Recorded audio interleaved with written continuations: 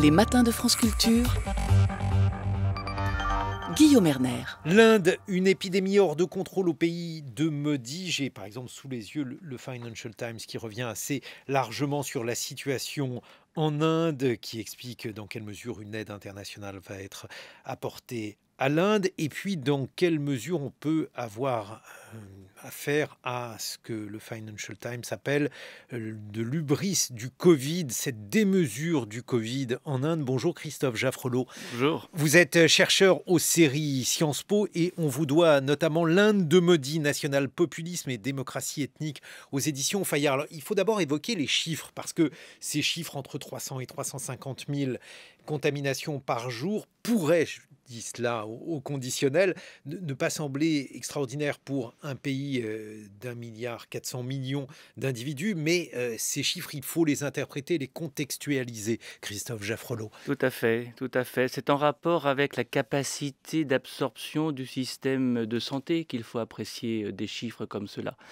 Nous avons, nous, décidé de confiner quand on a vu nos hôpitaux arriver à saturation ou être sur le point d'arriver à saturation. La situation en Inde est précisément à mesurer dans ces termes aussi. Les hôpitaux indiens sont totalement débordés. On a aujourd'hui des problèmes d'accès à l'oxygène, de fourniture d'oxygène. Les hôpitaux en sont à moduler l'oxygène des patients de manière à ce que tous en aient un peu. Ça ne suffit pas toujours, loin s'en faut. Et donc on a un taux de mortalité considérable. À quoi s'ajoute aussi, quand on regarde les chiffres, la tendance. La courbe est quasiment verticale. Nous n'avons pas eu un seul pays depuis que cette épidémie a commencé qui ait connu une accélération de la contamination aussi rapide. Le nouveau virus, que les Indiens n'aiment pas qu'on appelle le variant indien, donc qu'on appellera autrement, mais ce nouveau virus est beaucoup plus contagieux et beaucoup plus mortel au sens où il va aussi toucher des populations jeunes. C'est le fameux B1-617 dont on reparlera tout à l'heure, Christophe Jaffrelot, un taux de positivité extrêmement important. Oui. Quand on ne teste pas beaucoup, mais quand on teste, on arrive à Delhi à des taux de 30-35%. À Calcutta, on est arrivé avant-hier à des taux de 50%, et pour une raison d'ailleurs sur laquelle nous reviendrons sans doute, Calcutta est au cœur d'une élection régionale dont la campagne dure depuis maintenant 1 mois. On n'a pas voulu suspendre le cycle électoral, mais on le paye aujourd'hui au prix fort. Et puis enfin, ces chiffres effraient Christophe Jaffrelot parce qu'on considère qu'ils sont sous-évalués tant pour les tests que pour le nombre de morts. Tout à fait, et on en est réduit d'ailleurs pour évaluer le nombre de morts à se fier aux incinérations, au nombre de bûchers funéraires que les journalistes d'ailleurs comptent à partir de drones qui survolent les lieux où cela se passe. Les chiffres officiels sont tous systématiquement sous-évalués. Qu'est-ce que l'on peut reprocher à Modi, à son gouvernement dans ce contexte, Christophe Jaffrelot, sur le plan politique? Qu'est-ce que cette épidémie raconte sur l'état du pays? C'est une loupe, comme d'ailleurs le premier confinement de l'an dernier. On a des tendances déjà présentes, qui tout d'un coup sont magnifiées par l'épreuve que représente l'épidémie. La première chose que cela nous dit, c'est que le nationalisme hindou est devenu à ce point dominant qu'une grande fête comme la Kumbh Mela d'Haridwar, aux sources du Gange, qui regroupe des millions de pèlerins, aurait dû être maintenue à la date où elle devait avoir lieu, en 2022. Et elle a été avancée pour des raisons astrologiques d'abord, politiques ensuite. Et ça a été ce qu'on appelle un accélérateur de contamination, bien sûr. Ça nous dit que le nationalisme hindou est en quelque sorte, pour reprendre la formule de Pierre Bourdieu, la problématique légitime du politique, la seule à laquelle on ne puisse pas échapper aujourd'hui. Ça nous dit d'ailleurs la même chose d'un autre point de vue. Cette espèce de croyance dans le fait que le sacré échappe à la contamination, va aussi se traduire par des médecins charlatans qui vendent des produits dits ayurvédiques, et le ministre de la Santé lui-même donnant sa bénédiction à ce genre de médecins, enfin de médecine plutôt, contre l'avis des médecins. Et puis ces scènes, donc pour le Kumbh Mela, donc cette fête qui a été incitée, favorisée par le BJP, le parti de Modi, des millions de personnes convergeant vers une même ville, Christophe Jaffrelot. C'est ça, Haridwar, qui est aux sources du Gange, hein, l'endroit où le Gange tombe dans la vallée, et où on a effectivement, c'était il y a quelques semaines, alors que la courbe s'était déjà redressée. En fait, c'est là où le procès d'incompétence en incompétence est justifié. Les chiffres nous disaient dès fin février que la deuxième vague arrivait. Le 7 mars, le ministre de la Santé dit « Nous avons vaincu le virus ». Le 11 mars, des millions de personnes affluent vers Haridwar, et il faut attendre 15 jours ou 10 jours pour que Narendra Modi dise cette fois-ci, mieux vaut que l'on fasse la Kumbh Mela de façon symbolique. Il faut mettre au crédit du gouvernement Modi le fait que, d'après les chiffres dont on dispose, c'est toujours le même problème, la première vague avait en partie épargné l'Inde. Il y avait 185 000 morts, ce qui est peu toujours si on ramène cela aux 1,4 milliard d'Indiens. Et par conséquent, on pouvait imaginer qu'il y avait une singularité indienne. On a même lu dans le New York Times, par exemple, il y avait un long article pour expliquer qu'il y avait vraiment un mystère indien sur les faibles chiffres de mortalité à l'époque, ce qui pouvait conforter le gouvernement Modi dans cette confiance relative, Christophe Jaffrelot? Oui, sauf qu'il y a une contradiction dans la politique publique qui a été suivie. Si la première vague a été si bien contenue, entre guillemets, c'était au prix d'un confinement drastique. Les écoles ont été fermées, les moyens de communication ont été suspendus. Rappelons-nous ces millions de travailleurs migrants jetés sur les rues parce qu'il n'y avait pas moyen de bouger autrement qu'à pied. Là, on ne confine pas. On est dans une crise XXL. 2 villes ont confiné, Bombay, Delhi. On continue à voter à Calcutta. On fait la queue devant les bureaux de vote. Donc, c'est certainement un défaut, je dirais, de cohérence que de dire nous en sommes bien sortis dans la première vague, on peut être confiant sur la seconde. On s'en est bien sorti dans la première au prix de mesures qu'il aurait fallu rééditer si on voulait s'en sortir aussi dans la seconde. Il faut également interpréter cela sur le plan géopolitique dans la compétition que l'Inde livre à la Chine, par exemple sur le plan médical et sur le plan donc, de l'industrie médicamenteuse, Christophe Jaffrelot. Oui, il y a ce qu'on appelle une diplomatie du vaccin. Et l'Inde, en janvier, Narendra Modi lui-même, lors du sommet de Davos, virtuel mais toujours aussi important pour les grands de ce monde, annonce qu'il va servir de guide, je le cite, au monde dans la lutte contre l'épidémie en offrant les vaccins dont le monde a besoin. Et de fait, l'Inde est la pharmacie du monde depuis qu'elle a investi dans le médicament générique. Et elle va, c'est vrai, vendre, exporter, donner 68 millions de vaccins en février et mars.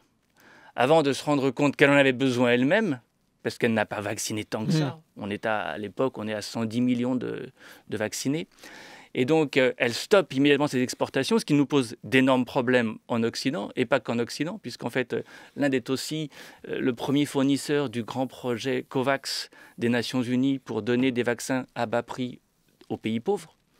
Et tout ça est suspendu depuis le mois dernier. Mais il y avait effectivement, comme vous le dites, une forme de compétition avec la Chine, je dirais, derrière cette stratégie, derrière cette démarche, disons, car il fallait pouvoir montrer combien, effectivement, l'Inde était en pointe dans le secteur pharmaceutique. Ce qui est vrai et faux à la fois, parce que l'Inde dépend aussi énormément de fournitures d'intrants qui viennent de Chine, qui viennent des États-Unis. Et aujourd'hui, l'Inde se trouve assez, je dirais, mal disposée vis-à-vis des États-Unis qui lui refusent la fourniture de ce genre d'intrants. Et cela met en question la politique de Narendra Modi. Et Christophe Jaffrelot, si vous deviez nous présenter Narendra Modi, un homme politique qui prend de plus en plus des allures de prophète. Oui, il y a un vrai tournant dans la façon de parler, dans la façon d'être, dans le look. Sa barbe s'allonge. Voilà. Pas parce que c'est un hipster, mais... Parce qu'il est en train, effectivement, de changer de répertoire. Hein, le répertoire de l'homme fort, qui était le répertoire qu'il a adopté, on peut le dire, dès 2002. Hein. 2002, il est à la tête du gouvernement de Gujarat. C'est sous son gouvernement qu'a lieu un pogrom qui fera 2000 morts parmi les musulmans. Et il ne demandera jamais pardon, il est l'homme fort. C'est un répertoire qu'il va continuer à habiter jusqu'en 2019 lorsqu'il va décider ses frappes contre le Pakistan en réaction à l'attentat islamiste de Pulwama. À l'époque, il est aussi entouré d'une réputation de bon gestionnaire, notamment pour le Gujarat. Oui, alors ça c'est très usurpé comme réputation, parce que le Gujarat, on le voit d'ailleurs aujourd'hui, dès lors que le système de santé du Gujarat est l'un des plus défaillants. Il ne faut pas confondre croissance et développement. Le Gujarat a un très bon taux de croissance, de 10%. Mais un des niveaux de développement en termes d'indice de développement humain les plus bas de l'Inde, y compris en termes de mortalité infantile. La croissance au Gujarat, elle vient du fait qu'il a attiré les grands investisseurs qui ont fait la plus grande raffinerie du monde, le plus grand port privé de l'Inde. Ça donne de la croissance. Ça ne se redistribue pas beaucoup et en particulier ça ne crée pas d'emploi. Il y a un problème d'emploi au Gujarat. Une raffinerie automatisée rapporte énormément de dollars mais ne crée pas d'emploi. Donc il a effectivement cette réputation qui l'a aidé à être aussi bien en cours avec les milieux capitalistes indiens. On a quantité d'oligarques autour de Narendra Modi. Ce n'est pas un libéral au plan économique, hein. Mais effectivement, il a pu en jouer lors des élections de 2014 en particulier, lorsque la croissance indienne avait beaucoup faibli et qu'il a pu dire, regardez, moi, mon État, il se porte comme un charme. Mais la situation est autre aujourd'hui alors qu'il est au pouvoir et de plus en plus l'économique s'efface. Ça n'est pas tant d'ailleurs vis-à-vis du politique, c'est quasiment du théologico-nationalo-politique. Tout à fait. On est rentré dans une nouvelle dimension qui lui permet d'échapper à ce qu'en anglais on appelle l'accountability, hein, la responsabilité de ses actes politiques. Il n'apparaît pas comme atteignable par la critique quand elle porte sur justement le développement économique. La croissance économique est en berne en Inde depuis 2017. Hein, le taux de croissance ne cesse de baisser. Il a bien sûr totalement implosé avec le Covid l'an dernier.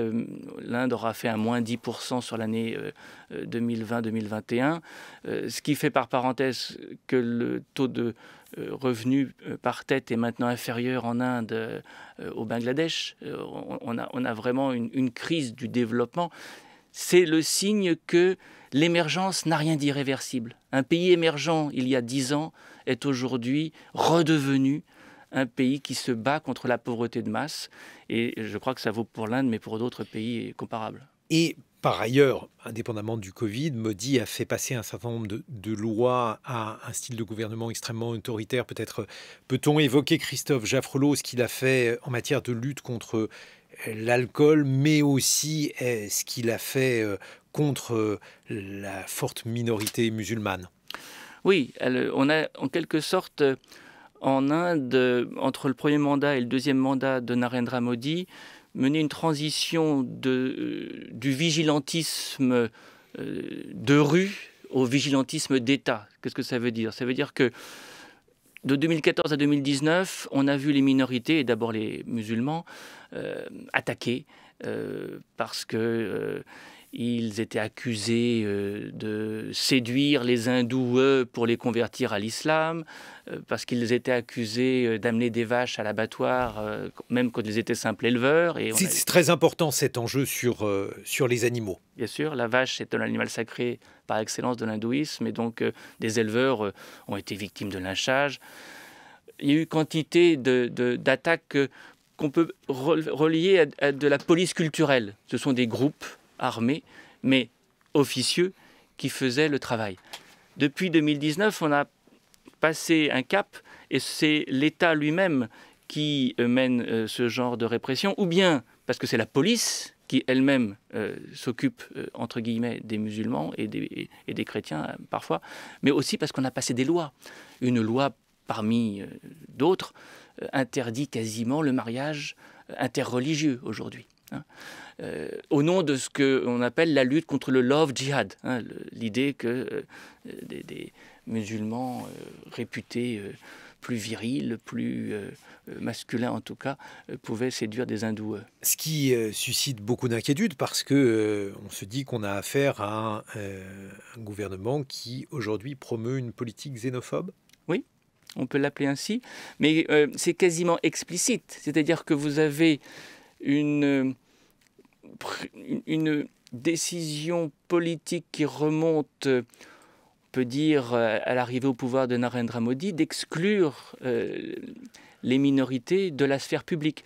Le BJP, le parti de Narendra Modi, est le premier parti à n'avoir eu aucun élu musulman lorsqu'il a remporté les élections de 2014 et à nouveau celles de 2019, ne donnant pas son investiture à des représentants des minorités pour manifester qu'il n'était là que pour représenter les fils du sol.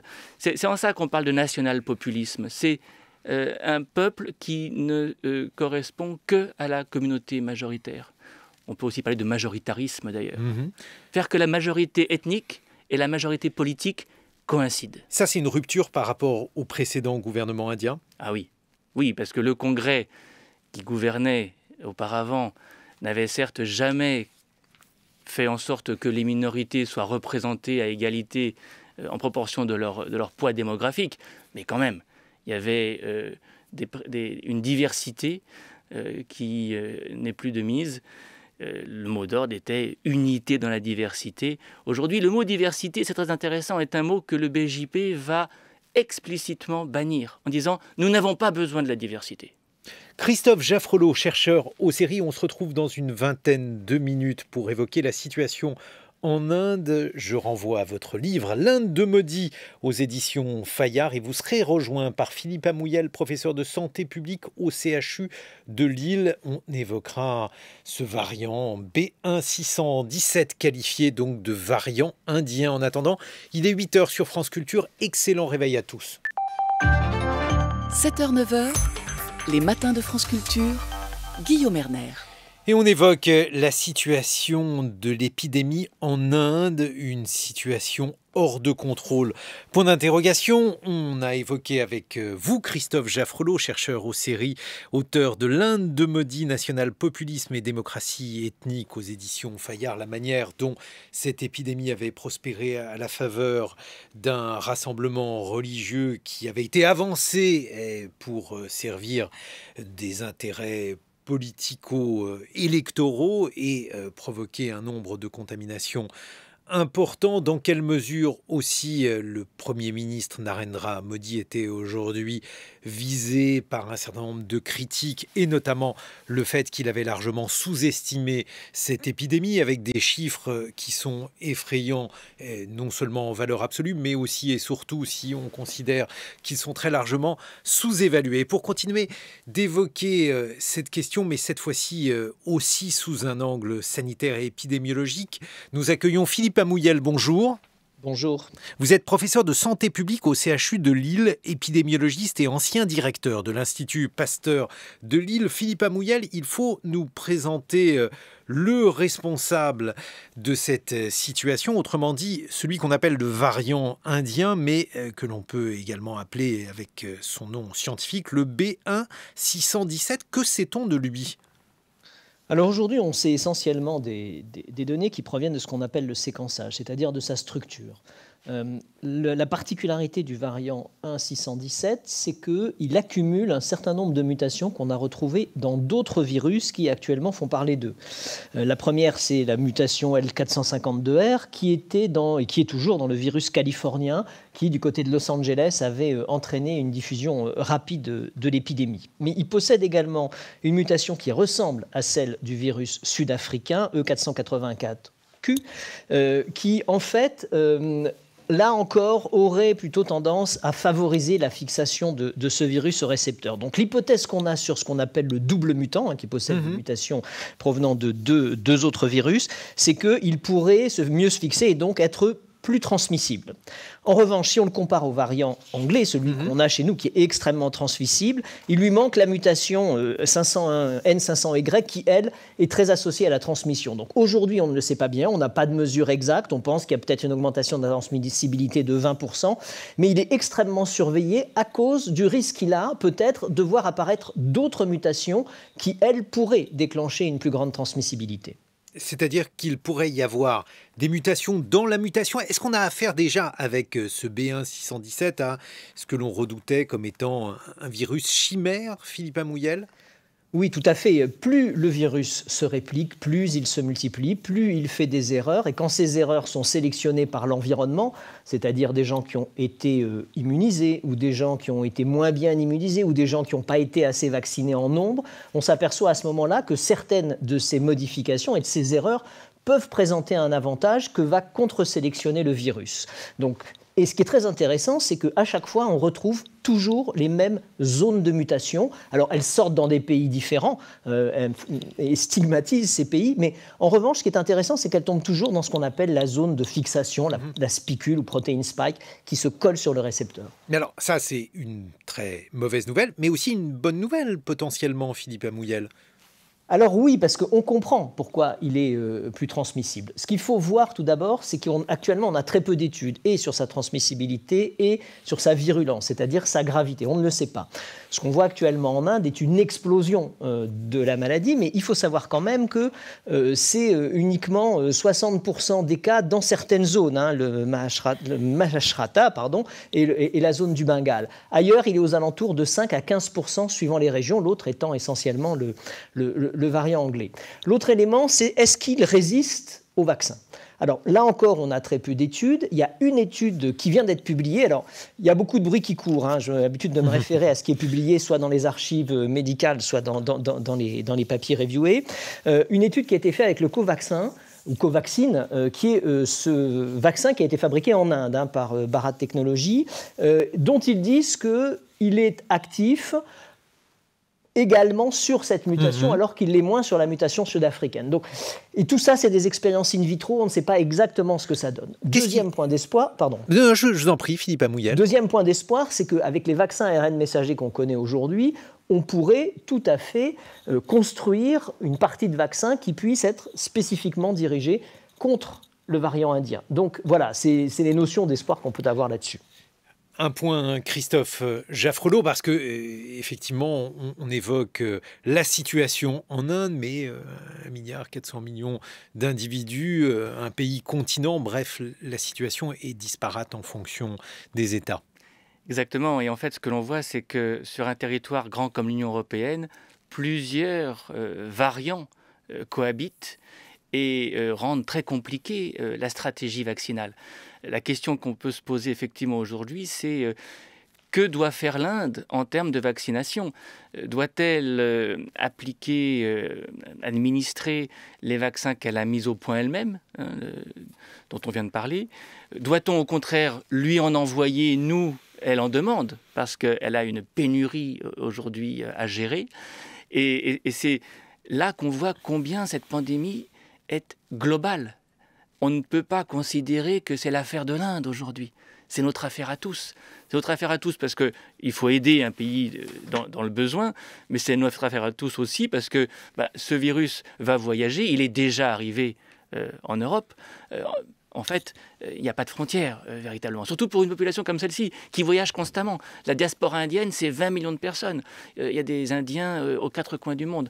Donc on voit bien l'ampleur du défi en termes purement géopolitiques, pour le coup, et on ne peut pas se renvoyer la balle. Surtout, on l'a vu ce week-end, traîner les pieds quand il s'agit de venir en aide. Et oui, Philippe Amouyel, c'est d'ailleurs le sens de l'un des éditoriaux du Financial Times aujourd'hui qui explique que l'aide étrangère n'est pas seulement un impératif moral, mais aussi une question d'intérêt égoïste des États, parce qu'il y a plusieurs raisons pour œuvrer à ce que l'épidémie en Inde régresse. Donc un intérêt évidemment moral, mais aussi le fait de ne pas entraîner d'autres mutations et puis de créer un réservoir viral. On peut dire les choses ainsi, Philippe Amouyel?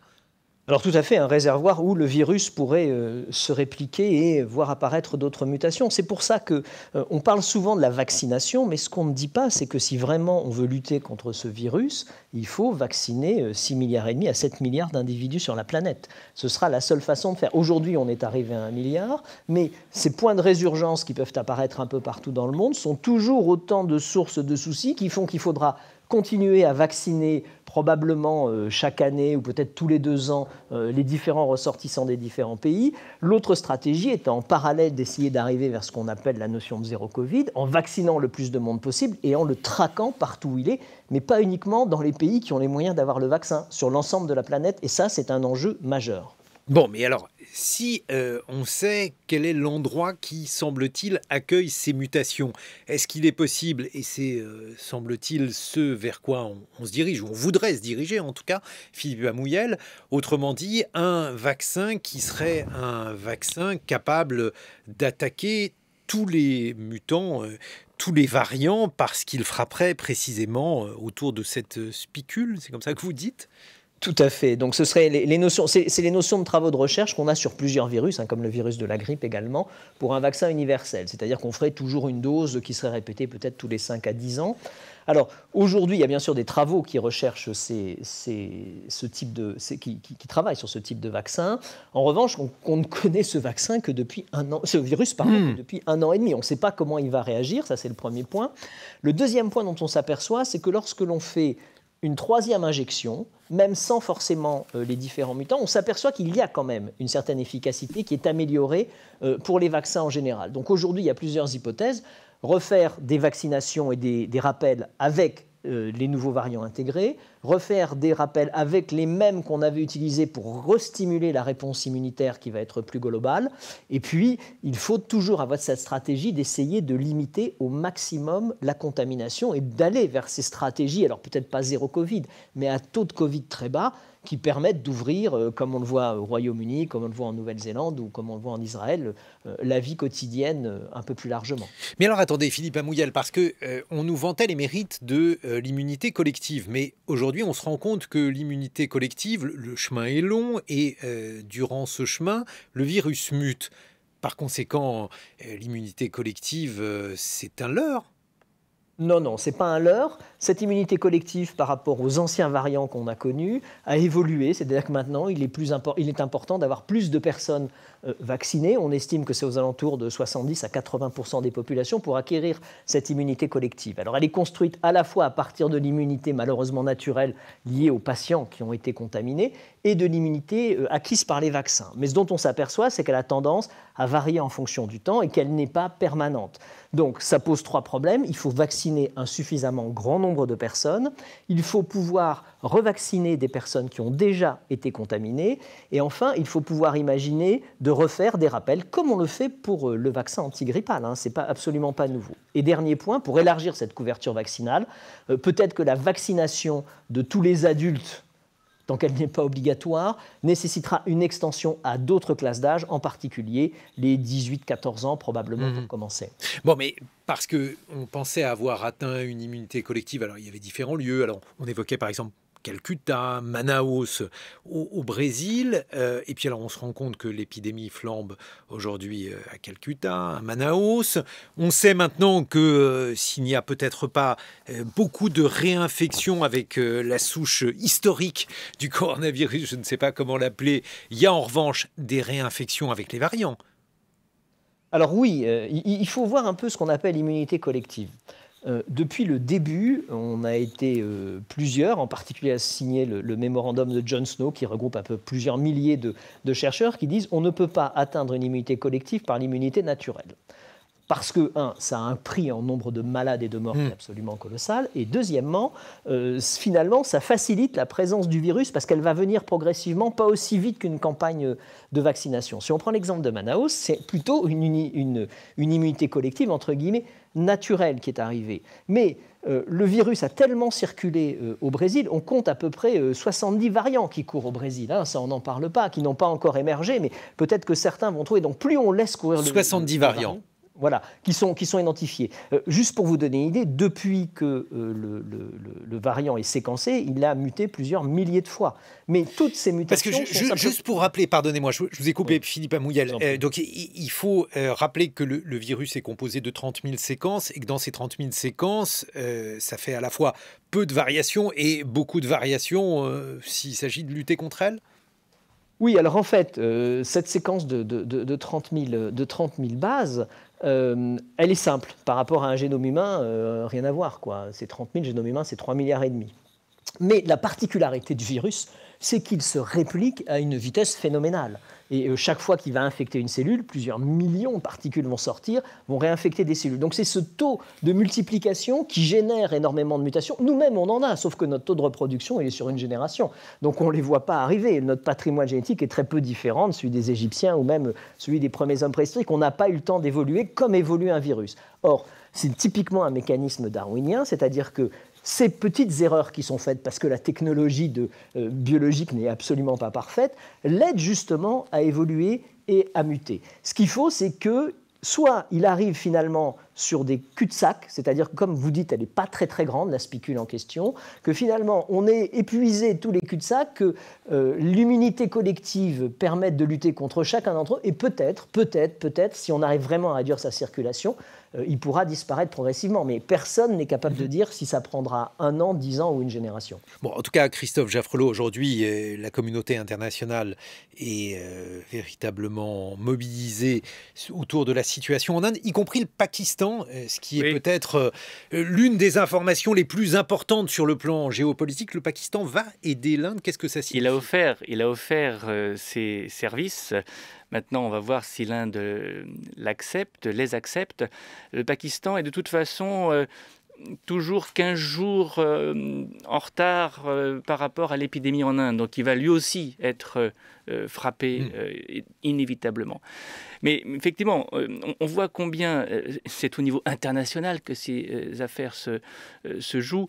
Et on peut quand même s'interroger sur le dispositif mis en place.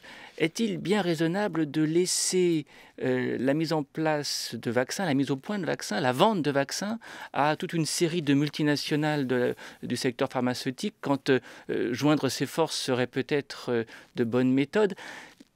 Et puis, la grande question est celle de l'universalisation de la vaccination, donc du prix de la vaccination. Et pour reprendre l'exemple indien, que l'on vende le vaccin, que l'on fasse payer le vaccin, est peut-être la chose à bannir dès maintenant. Aujourd'hui, un vaccin en Inde, c'est 600 roupies quand on se le fait administrer dans un hôpital privé. C'est 400 roupies si c'est l'État fédéré. Et alors par rapport au pouvoir d'achat indien ? Alors, ce n'est pas si peu cher que ça, car vous savez, le taux de pauvreté en Inde, et on a maintenant un quart de la population qui vit en dessous, c'est 1,25 $ par jour, et on a maintenant 75 roupies dans $1, donc vous avez beaucoup de gens qui vont perdre... Oui, c'est plus cher qu'en France, puisque l'AstraZeneca est donné à 1,50 €. Tout à fait. Vous avez là une vraie contradiction. Si on veut universaliser la vaccination, il faut la rendre accessible à tous. Et il faut la rendre accessible à tous à travers le monde. Et peut-être que ce n'est pas dans des entreprises privées qu'on devrait s'en remettre, à elles qu'on devrait s'en remettre pour en faire un bien public. Et d'autre part, quand on arrive avec des niveaux de pauvreté comme ceux de l'Inde, alors faire payer le vaccin est contradictoire. Mais alors dans ce cas-là, ça voudrait dire que le gouvernement Modi achète le vaccin, parce qu'il n'y a pas d'autre solution. Mais Modi a collecté $1,2 milliard l'an dernier de manière diverse et variée, en taxant l'entreprise au titre de la contribution au développement durable, en faisant payer un jour de leur salaire à tous les fonctionnaires. Cet argent devrait servir à cela. Et il a servi à quoi? Et on se le demande. Philippe Amouyel, le problème c'est de savoir avec quoi on devrait vacciner, non seulement en Inde mais aussi en France, non seulement parce qu'il y a différentes controverses au sujet des vaccins, par exemple des vaccins des néovirus, mais aussi une controverse sur leur efficacité par rapport aux variants. Que sait-on aujourd'hui à ce sujet, Philippe Amouyel? Alors, en ce qui concerne les variants, hein, les études un peu sérieuses qui ont été publiées, avec les vaccins qu'on connaît, nous, en France, c'est-à-dire Pfizer-BioNTech, Moderna, AstraZeneca et Johnson & Johnson, alors je dis en France, mais également dans d'autres pays, ce dont on s'aperçoit qu'ils sont tous actifs contre les variants, sauf peut-être l'AstraZeneca, un peu contre le variant sud-africain, mais c'est un degré Ça inférieur. tombe mal, c'est celui qu'on a du mal à diffuser. Voilà, c'est ça. Mais bon, les faits sont les faits, hein, on va pas, voilà. Donc du coup, ce dont on s'aperçoit, c'est que potentiellement, on pourrait refaire une troisième dose pour encore améliorer l'immunité, pour accélérer l'élimination des variants. On pourrait également, grâce aux ARN messagers, refaire des vaccins beaucoup plus ciblés contre chacun des variants. Maintenant, il faut regarder les autres vaccins, comme ceux de l'AstraZeneca, parce qu'ils ont un grand avantage, c'est qu'on peut les utiliser à température ambiante et que leur coût est extrêmement faible. Vous avez ainsi le Johnson & Johnson, qu'on peut même faire en une seule injection, qui est un très grand avantage, et également le vaccin Sputnik V, qui est avec les mêmes vecteurs que le Johnson & Johnson.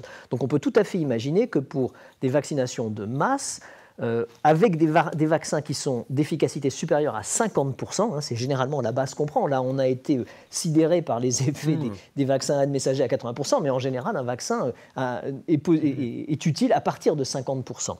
Ce qui ne semble pas être le cas pour le Sinovac, mais en revanche, le Covaxin pourrait. Donc, l'idée, ce serait de pouvoir utiliser ces vaccins en très grande production et voir un peu si on peut les étendre. Dernier point, il y en a un qui est toujours dans le pipeline, c'est celui de Sanofi, qui lui est encore une autre forme, qui permettrait d'être utilisé à température ambiante, qui sortira probablement pas avant le début de l'année prochaine, mais qui aussi pourrait être un outil beaucoup moins cher et aussi efficace en termes de population que ceux que l'on observe aujourd'hui en France, par exemple. Oui, mais alors, attendez Philippe Amouyel, parce que je ne veux pas le dire trop fort au cas où le virus nous écouterait, mais si on reprend votre perspective darwinienne, le virus et ses variants vont là où finalement leur diffusion est la plus aisée. Si on vaccine avec l'AstraZeneca, il y a, d'après le nombre de doses qu'on va recevoir en France, environ 20% de doses qui seraient constituées par l'AstraZeneca. Si celui-ci n'est pas efficace contre l'un des variants, est-ce qu'il n'y a pas un risque que ce soit précisément ce variant qui se diffuse? Alors non, hein, pour l'instant non, parce que il ne se diffuse pas, deux, le variant anglais écrase tous les autres, que l'AstraZeneca est efficace contre le variant anglais. Le Royaume-Uni en a fait la preuve, ils sont sortis parce qu'ils ont massivement vacciné avec le vaccin d'AstraZeneca. Il sera tout à fait possible de faire un rappel. Donc voilà, je ne pense pas que ce soit cette notion-là qui soit majeure. Il faut voir l'impact qu'on a au niveau individuel et l'impact qu'on a aux populations. Là, on parlait d'une vaccination universelle et de trouver le meilleur vecteur, c'est-à-dire le moins cher et le plus efficace, qui permettent de vacciner très vite l'ensemble de la population pour justement éviter de laisser au virus une fenêtre de temps où il va pouvoir continuer à se répliquer pour être dans une course sans fin. Il faut essayer d'avoir 4 semaines, 1 mois d'avance sur les virus, ce qu'on n'a jamais réussi à faire en France jusqu'à présent par rapport au pic épidémique, mais qu'il faudrait qu'on puisse faire maintenant que tout va probablement se stabiliser au niveau mondial pour justement avoir une lutte coordonnée en vaccinant massivement, mais avec des outils qui permettent de le faire. Vous n'imaginez pas un moins 80 en Afrique, par exemple. Ça va être très compliqué à manipuler. En revanche, si tous ces nouveaux vaccins qui arrivent pouvaient être distribués dans ce contexte, ça pourrait être très utile.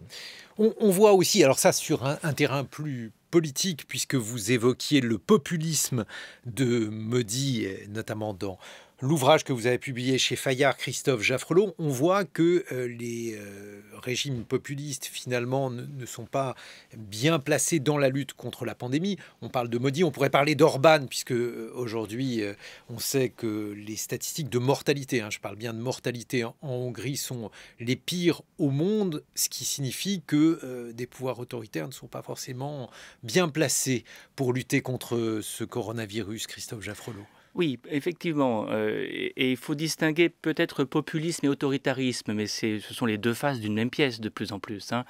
Le populisme, il est effectivement pris à défaut dans ces politiques publiques-là. D'abord parce qu'il se nourrit quand même d'un certain antiscientisme, le rejet du savoir et je dirais des sachants, des scientifiques, se porte bien dans les régimes populistes. Et on le voit, je l'ai dit, en Inde d'une façon spectaculaire. On a voulu faire croire, et le gouvernement lui-même a voulu faire croire que des médecines traditionnelles pouvaient vous immuniser contre le virus, ce qui est désastreux en termes de santé publique. Donc il y a cette dimension. Le populisme a cette face anti-intellectuelle, anti-scientiste qui est très dommageable. Et puis d'autre part, il y a en quelque sorte la mobilisation des électeurs autour d'un homme fort qui va apparaître comme le protecteur et celui qui va justement utiliser en quelque sorte la détresse. Imaginez que sur les flacons de vaccins, c'est le portrait de Modi qui apparaît, que sur les certificats de vaccination, c'est le portrait de Modi qui apparaît. Et que là, pour les élections au Bengale occidental, le BJP a promis la vaccination pour tous dès lors qu'on votait pour lui. On a cette espèce de populisme vaccinal, en quelque sorte. Sur le plan épidémiologique, je ne sais pas si ça tient vraiment la route. C'est contradictoire, puisqu'effectivement, faire des files d'attente devant les bureaux de vote, c'est pas la meilleure façon de lutter contre l'épidémie. Ça, c'est l'aspect populiste. L'aspect autoritaire, il est aussi contraire à l'efficacité des politiques publiques, tout simplement parce que dès lors que vous privez d'informations, dès lors que vous ne pouvez pas aller dans les hôpitaux pour montrer comment ça se passe, l'idée de ce qu'est la maladie se diffuse beaucoup plus lentement, et puis surtout, on n'a plus d'informations. Et aujourd'hui, par exemple, en Uttar Pradesh, on ne veut pas que les hôpitaux disent qu'il manque d'oxygène. Philippe Amouyel, un mot de conclusion. Alors cette fois-ci, pas sur les régimes populistes, mais sur la situation dans les démocraties et par exemple la France. Vous qui êtes professeur de santé publique au CHU de Lille, comment observez-vous la situation actuelle ? La situation actuelle est que le taux de circulation du virus est extrêmement important. Ce matin, toujours 6 000 patients en réanimation. Juste pour vous donner des chiffres, même si on ne veut plus en parler, on ne veut ne parler que d'évolution des tendances pour prendre les décisions.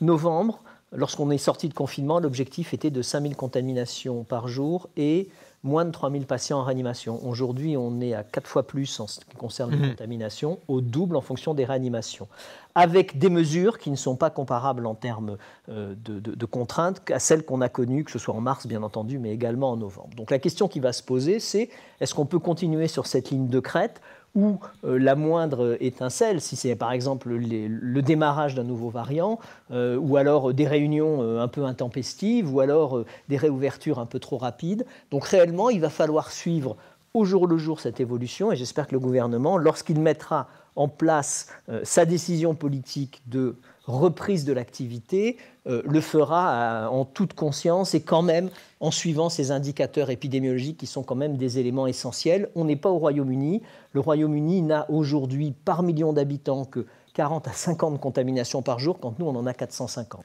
Mais alors, est-ce que ça signifie justement que d'ici fin juin, puisque semble-t-il, alors il y a différents calendriers qui sont agités, mais il pourrait y avoir différentes phases jusqu'à fin juin pour la réouverture des différents lieux, Philippe Amouyel. Est-ce que d'ici là, il faut avoir atteint la même barrière vaccinale qu'au Royaume-Uni ? Logiquement, oui.